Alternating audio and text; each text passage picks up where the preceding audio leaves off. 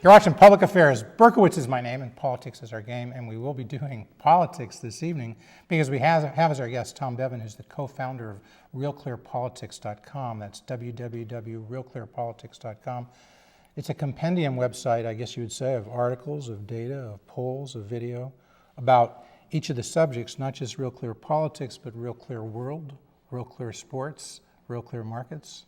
So you pretty much cover the gamut, would you say? If people are familiar with that, what are they're short on the humanities, I guess you could say. But current events and politics, world events, that's it. Absolutely. Business. That's right. And we found that a lot of folks who are interested in politics also have a strong interest in sports or in markets, a lot of overlap between those.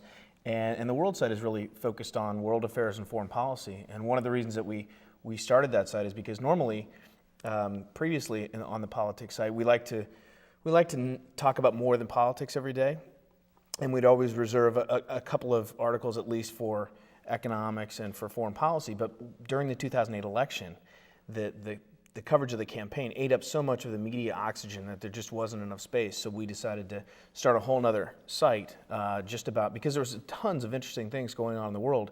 And we really wanted to give them their due and their attention, and so that's the impetus for the starting of RCW. Plus, real politics in the U.S. obviously is not just the U.S., it relates to the world, many of the foreign policy issues, so it would seem to tie in.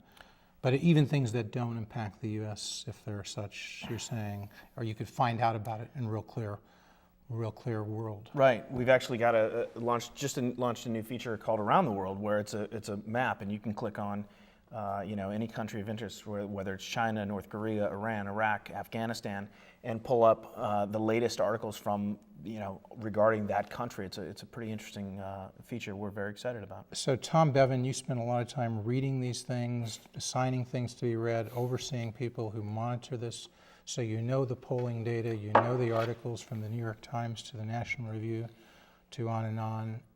A simple question. Why is Barack Obama the president of the United States? Why is he president? As opposed to somebody else, as opposed to Hillary Clinton, as opposed to John Edwards, as opposed to John McCain or Mitt Romney. Why Barack Obama? You've got 30 seconds. I would say the economic crisis more than anything. I mean, we could go back and talk about the primary. I think Obama was in the right place at the right time with the right message, certainly in the primary, vis-a-vis his race against Clinton, which effectively ended in a tie. But in the general, it was certainly the turning point. If you look at all the data and all the polls, I mean, it was the economic crisis. It was September. Why him? Why was he better than the others? You're saying the economic crisis, people looked and said, who's best to deal with the economic crisis? Is that what you mean?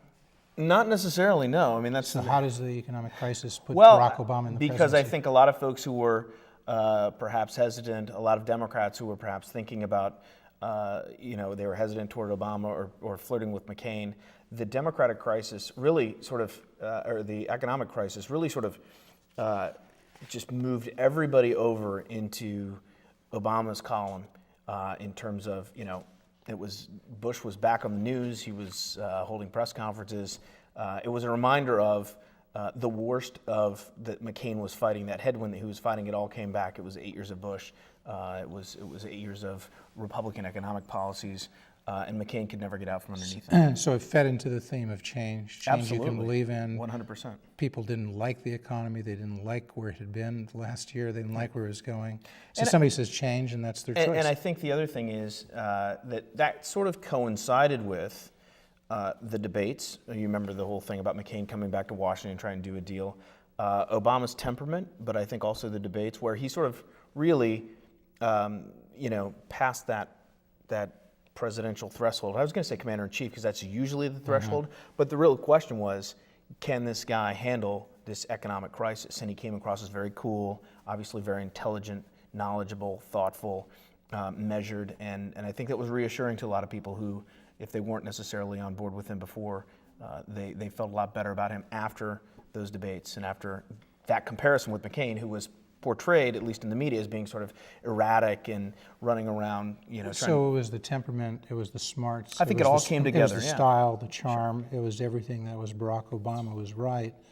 John McCain was kind of older, was older, looked older, Right. Seemed older, may not have seemed as smart. He may be as smart, but he didn't seem so. He had admitted he didn't know economics, basically. Right. He may not know economics any better than Barack, but making that admission was used against him. So people perceived, I think what you're saying is, looking at the whole package as it all came together, they perceived Barack as the better of the two, between McCain and Obama, which makes sense since he was elected. Yeah, sure. I mean, I think, look, it was a Democratic year. Yeah. Everyone sort of knew that from the beginning. The fact that McCain was even close and even took the lead coming out of the convention had a lot of folks, especially Democrats, slack-jawed. Why was it because of the economy, or was it perceived that even before the economy turned so bad?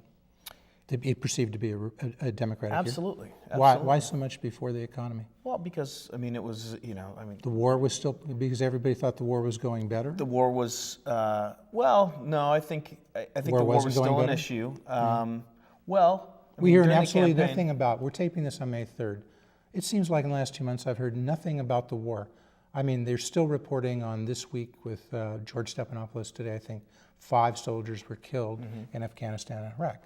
But last year, those numbers that they reported weekly for the last few years tumbled, and they're now low. But other than that, we don't hear a thing. No. It's like there's nothing happening in Iraq that's to be worried about, Right. nothing happening in Afghanistan, and nothing barely in Pakistan.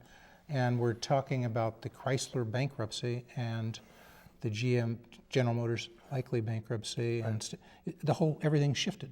So the war once was important. It dragged Bush down. It dragged the Republican Party down, and now, 3 months into the Obama presidency, we don't even talk about it? Well, we basically, I think it ceased to be as much of an issue even during the campaign in September when we had this economic crisis. It literally engulfed everything. Is that why, or is it also because the United States, in a sense, won in Iraq? I think that's and part of it too. the media doesn't really want to. They do not want to report that the Bush, in a sense, was right and they won, so they just don't report it. Am I being too harsh on the media? You're a part of it. A little bit. Well, no, look, I've talked a lot about this before, about Iraq, and of course Republicans and conservatives will always say, well, there's a liberal bias, and I think there is something to that, but that's not the whole story. Part of the reason that there is a mentality in the DNA of the media in general, if it bleeds, it leads, and it's easy to cover a car bomb, it's easy to cover deaths, it's a lot harder to cover reconstruction projects that are going right and schools that are opening and whatnot, and get that same sort of attention. So there is an inherent bias Expect a little toward bit chaos more. and carnage. That's the 10 o'clock local news. If it bleeds, it leads. That's right. Don't we expect more from the network national news, from ABC, NBC, CBS, PBS? Are we expecting too little? They can't report that the kind of stability that has occurred, the democracy that's more than emerging in Iraq.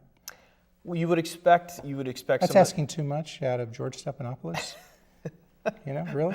You'll have to ask Out of George Chris that. Matthews? Well, look, I think there is, as I said, I think there is a sort of, it's part of the DNA, whether it's local news all the way up through national news. That's what sells. That's why you see, Fox News is no different when there's a crisis or chaos or carnage. They put up the ticker along with everybody else to cover the latest, whether it's a tornado or whatever. Right. And so part of it is that things have been better in Iraq. I think part of it also is that there is perhaps a little bit of a media bias component of it that doesn't want to necessarily acknowledge that Bush's policies vis-a-vis the surge worked in large measure. Obama was against the surge and now is sort of benefiting from it. He's able to withdraw troops and make good on his campaign promise. And he never said he was wrong. He never said the surge Exactly. worked. He never admitted it, and the media kind of gave him a pass on that, right? They did, actually, a little bit. Okay. Although there was, I do recall a couple of times when he did take a little bit of heat from, not sustained in any level, but there were a couple of times where he was asked by some of the media anchors, the network anchors, about that, and wasn't able to really give a good response. It's odd, though, and we'll get on to other things, but we skipped over the primary, but Yep. Barack Obama probably won the Democratic nomination for president because in October of 2002, he gave that speech saying this was a dumb war to get into Iraq. And on this set, in November of 2002, he said on public affairs, if he had been in the Senate, he probably would have voted the same way as the junior senator. That time, Dick Durbin, he would have voted against it. And taking that position early on made him the favorite with the left, the base of Democratic primary voters. And had he not done that, Hillary Clinton most likely would be president of the United States, right? Absolutely, and I think you take the fact that he energized that left-wing part of the base, right, and you take that and you put it together with a strategy of exploiting the caucus system, right? He was able to drive young voters to overwhelm the caucus process in some of these states that gave him the electoral advantage that he needed to hold on to just barely outlast her. Because, it was effectively a tie, and certainly I think if he hadn't been, and I think the fact that Edwards dropped out when he did certainly helped Obama. A lot of people were talking about those voters and where they would go, But a lot of that strategy and the caucuses and thinking ahead and all of that goes to David Axelrod, probably senior advisor. David Plouffe. David Plouffe. Absolutely. Okay. So smart people around him. Smart And a people. lot of it goes to Barack Obama because I'm sure he was intimately involved in that. Absolutely, and is the a most- lot of it goes to Obama because I think he is a very charismatic, inspiring candidate, and he did drive the message that brought those folks out. Odd. In 2000, he lost to Bobby Rush in the 1st Congressional District. Right. People who know him and know at that time said he was too stiff. He really wasn't a good campaigner. He couldn't relate. By 2004, he had more than cured that, a major victory in the Democratic primary. And then in 2004, after that, he gives that great speech in Boston. So this is a guy who's learned a lot over the last 8 or 9 years about how to be a charmer and an inspirational politician, right? Yes, although, in the race against Bobby Rush, right, he was portrayed as an interloper, not black enough, right? Wasn't that the sort of argument that was used against? That was part of it. But he also wasn't the speaker. If people go back, if you'd seen him speak in 2000, Barack Obama in 2004, much better. Absolutely. In 2008, even better, right? Agreed. He's perfected his art, his gift, as it were. He calls it a gift, but it wasn't a gift because it's a gift he's worked at. Right. Well, you take your gift and you polish it, I guess. But he did face those questions as well, and there were questions about whether what was going to happen with the African American base of the party, and obviously they came home, and that was a big part of helping him not only through the primary process, but also in the general election. Yeah. So, but a lot of it's timing. Being biracial probably helped him. He would say, it seems odd. He wouldn't think Jeff being African American, having a name like Obama, would be a big asset in politics. But in 2008, it was without the Hussein. It was to the point where he could even use the Hussein for being sworn in. It was an asset to have his name, middle name Hussein, for the worldwide recognition that it was Barack Hussein Obama being sworn in. He used that, I think, to leverage a little bit of appeal to the Muslim population around the world. Am I wrong on that? No, that was part of his sort of appeal. Cosmopolitan. Yeah, he wouldn't have done it in the campaign. He wasn't that sure. But once he was president of the United States. But I think, and I don't say that to denigrate him. I'm saying the man has a knack for being able to get the right story out to the right people at the right time, whether he's running for office or whether he's being president, trying to expand the appeal across the world. Absolutely, and the sort of goat herder from Kenya, mom from Kansas thing. That was he has a nice biography that is in many ways the American story, from sort of a cosmopolitan perspective, internationalist perspective, because he lived abroad and all that. Yeah, So that's all the positive side, but you've seen it all. If you were raising some of the negatives, Tom Bevan, what would be the flip side? You've seen him for 100 days or more, 103 or something. We give Barack Obama a grade. What's the grade? I'm not going to bias. Tell me what's his grade? A, B, C, D? well, I mean, if you look at the polls, No, right? no. You tell me. Well, you're reading of the polls and right. reading of the content, I mean, but also certainly- you went to Princeton. Yeah. You got some smarts. You don't have to rely just on the polls. No. Overall, the whole I'm gestalt. taking What's his grade? Look, I'll give you the overlay of the data, then I'll give you my opinion. Okay. What I will say that's interesting though is we did have this sort of fascinating discussion leading into the election was about whether Obama was a centrist who had posed as a progressive in the primaries, or whether he was really a progressive who had posed as a centrist. I remember you asked that question in June of last year, and you cited to Paul Krugman. That's right. It was I was going to Krugman's steal column. that, but you've raised it. It's a really good question, and what's the answer? The answer, I think, is undoubtedly that he is more of a progressive than a centrist, I think. Now, certainly that depends on your perspective. I think progressives, they have some gripes with, they would look at like a Timothy Geithner selection and say, well, he wasn't progressive enough, and they'll push him hard on the Supreme Court nomination, and if he selects someone who's maybe not as progressive as they like, they may say, well, there's Obama's sort of centrist instincts taking over again.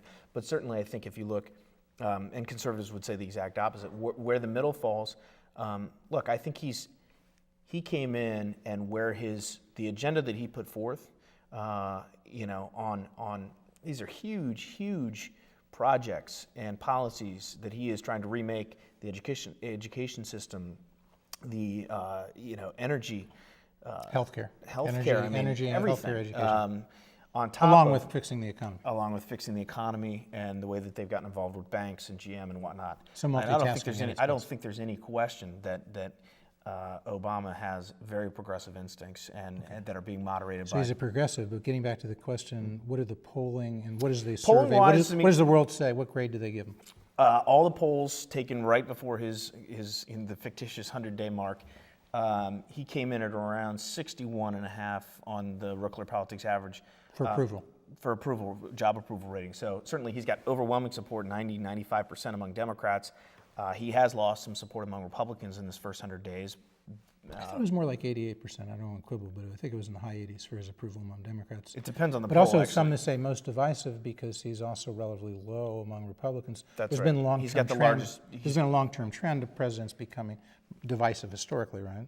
Yes. Because they do whatever. But still, he was characterized as the most divisive when you rank. He has the in largest last 40 or partisan 50 gap. years. If you take the Right. support from Democrats and subtract the support from Republicans, and you end up with he's over 50%. But I interrupted you. So so you're saying polling says 60% approval. And what's what what's that a grade? means A, B, is C, D? what that means though is that I think independents still. He has a majority of independents with him. I think they're continuing to give him the benefit of the doubt. Although you will find, some in the guts of these polls, you will find some trepidation, some anxiety about the deficit, about that he's taking on too Spending. much, spending, all of that. Future So taxes. it's there right now. He's getting the benefit of the doubt. I think first 100 days, if you had to give him a grade, it depends. I would say probably a B plus. What about you? If you were doing it, forget the polls, just you, Tom Bevan. You're a smart guy. You've looked at this. I would agree with that. I think look, B plus, yeah. yeah.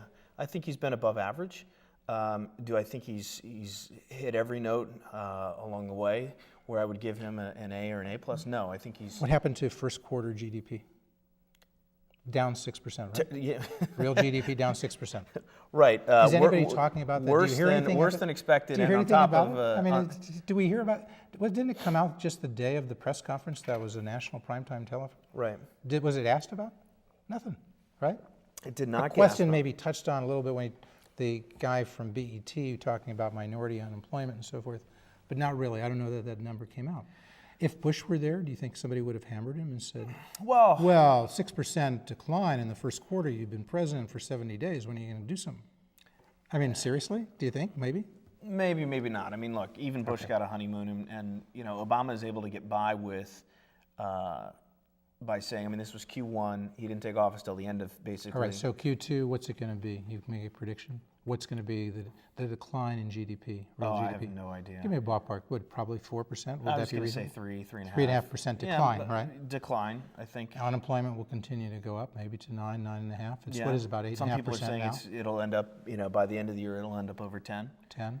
So can that keep happening for Obama? Can he have? When does the decline have to stop in real GDP for him to be? People say it's working. He's working out. When does he start encountering problems? His grades start slipping because GDP is not turned around. It depends on who you talk to. Anywhere I'm from talking to Tom Bevan. 6 months, 12 months.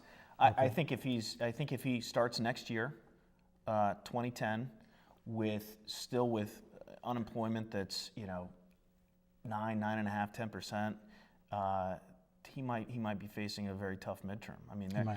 yeah, I mean that's He'll lose some significant House there seats. there is a lag time certainly, and people by the time they go to the polls, they're not necessarily they're voting on maybe how things are at that moment or how things might have been leading up to that moment. So, but we'll see what happens. See, we're taping this on May 3rd. David Souter has just announced he's stepping down at the end of this term.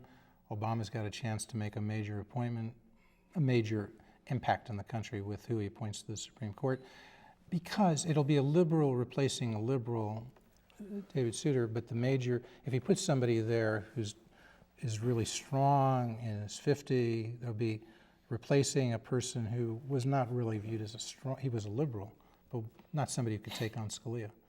So he could come up with somebody like that, and that person could be there for 30 years. The conventional wisdom says it'll be a female, liberal, 50-ish, Right. probably a minority, or possibly a minority. Right. Is that right? That is right. You agree with that? And well, I think the short list was compiled sort of with Justice Ginsburg in mind. It was announced she had pancreatic cancer. Right. She was seen as perhaps the first one to go step down. You're right. If it was her, for sure it would be a female. Now, it still would want to because he'd want to have two females on the court. I think identity politics is going to play a part in this, and Sonia Sotomayor is a name that's been out there because she would be the first Latino, first woman, or she would be the first Latino and also a woman. Second Circuit Justice, 54 years old. From the Bronx, right. Puerto Rican, I think, heritage. Yeah, I think so. And so, but all of his short lists are, I think, solidly liberal. And the question now is, to your point, Souter wasn't, originally thought of as sort of having conservative-leaning judicial instincts. That proved to be wrong. I think Obama has enough latitude now with his popularity and his standing in public opinion, but also now having, by the time he gets this, he'll have his 60 votes in the Senate. He got pretty wide latitude to select someone who's going to be solidly liberal. The question is, does he go so far? Is he pushed that way where he overreaches and perhaps, selects someone who comes up with some controversial views? Is there anybody who'd be Elena Kagan, his current Solicitor General, Kathleen Sullivan, former Dean, Stanford Law School, Ann Williams, 7th Circuit Justice, Diane Woods, 7th Circuit Justice? All those folks, would you say they would all likely to be within the realm of what he can do? I would think so. I don't know in detail. I haven't looked into their backgrounds, but certainly, Elena Kagan, who's the current Solicitor General, I think if there was an issue with her, we probably would have heard about it by now. And a couple of the folks who are already sitting on the Court of Appeals. So, but you never know. There could be personal issues. There could be, whatever. And the question is that we've been sort of having a discussion about is, should the Republicans, make a big stink about this? Should they put up a fight? Or how much can they? If it's filibuster proof, they could say a lot of things, but there'd be closure, and then there's a vote. So the question they can't block it. They could just make a fuss. Exactly. And should they make a fuss? And what do you think? Question. Well, I suppose it depends on the nominee and what issues are out there. Again, if he overreaches to the point where there is some issue comes up, whether it's abortion or something else, where Republicans are able to sort of galvanize, the base and even get some traction sort of in I think these Supreme Court fights are usually seen as by the public at large as sort of an inside baseball squabbling thing, and that's why I think Republicans it could easily backfire on them. They already have low standing in public opinion. It will be seen as sort of an attack on Obama himself and his selection. It's less of an attack against Congress, which I think works better for Republicans at this point if they're seen sort of knocking on He Nancy Pelosi. he himself said, talking about judicial appointments when he was running for the U.S. Senate, again on this show, when I talked to him, he said, well, you know, it's fine. He said, person can have the right temperament, be smart, be qualified, but in his view, if they weren't right in terms of his view of civil liberties and right in his view in terms of strong understanding and support of the Constitution, it's okay to oppose it. It's okay to filibuster. He was saying it would have been okay he didn't, but he was okay to filibuster Alito. Sure. So he's somebody who said as a senator, He voted to filibuster. yeah. So, and he voted against Roberts. So you can have bright, smart, qualified people, and yet he would join, in a sense, making a stink about it, if he felt this was person was wrong for the court. I mean, The question for you is saying is the question is whether it's right for the Republican Party in terms of popularity to take that position, or do they overplay their weak hand? Right. I mean, this is look. As I said, he's going to appoint a liberal to replace a liberal. So it's not like they're giving up much ground on the court. Republicans are if they vote to confirm someone like an Elena Kagan or a Sonia Sotomayor. Maybe save their stuff for when it starts mattering. Well, I don't know. Well, not only that. I mean, if you look at the polls again, Obama's seen as the one. Despite Republicans will argue that his bipartisan outreach has been sort of less than bipartisan and less of an outreach than, he's invited him over for cookies a couple of times, but as far as policymaking goes, he hasn't really made an effort there, and in part because he hasn't needed to.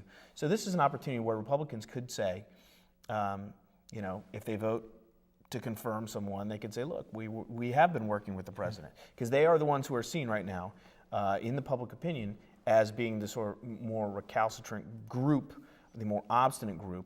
And Obama's seen as the one who's making efforts to reach out and change. Let me go real quick. We've only got 4 or 5 minutes left, maybe less, so we're going to go to our version of the lightning round. Okay. Real quick, we've referred to the press, but is there an Obama media love affair? Yes or no? Yes. Okay. Still going on. Unequivocally. Everybody There are nationally except for exceptions. Fox, but ABC, NBC, CBS, PBS, CNN, MSNBC certainly. Fairly across the board, there are exceptions, but I think we're still in a fairly honeymoonish period. Education and Barack Obama. He says he wants to make that's a major part. You said healthcare, you said energy, education. He said on this show at one point, he all but said he would support vouchers if it would make things better. A year later, in 2003, he reversed it. They're killing the program in D.C. Right. That's basically for minority students. A few of the students who go and attend Sidwell Friends, the exclusive private school with Barack Obama's daughters, or one of his daughters, well, I guess both of his daughters go there in separate schools. They're going to be knocked out. Right. And nobody's raising this. It's just going to happen, and it seems to be hypocrisy. Many people in Congress, House and Senate send their kids to suburban elite public schools or private schools in D.C., as Obama's doing, and nobody says anything, and they choke off school choice. Hypocrisy. Totally. And it's been, you see these reports.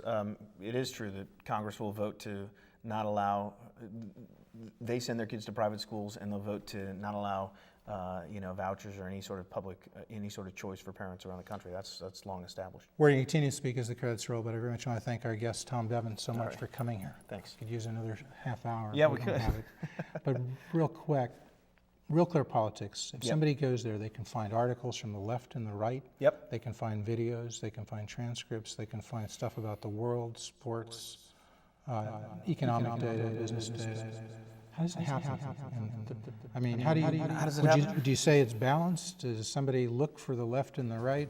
We actually, we have an editor who is assigned to put together and assemble the front page every day. It's actually a process with a couple different people, but yeah, we go out and read all the newspapers, and we're looking at all of the opinion that's out there across the political spectrum. We'll look in National Review, we'll look in The Nation. So in your view, it's balanced. Does it lean a little bit to the right? I think we do a very, very good job of trying to present a cross-section of opinions, right, left, center, and on a variety of subject matter as well. Republican Party leaders, who will they be? Is there such? No, not at the moment, and I don't know that we'll see one in the Mitt Romney, near Bobby future. Jindal, Perhaps. Mark Sanford. We don't know. Still too It's early going to be to a tell. conglomeration. I think so.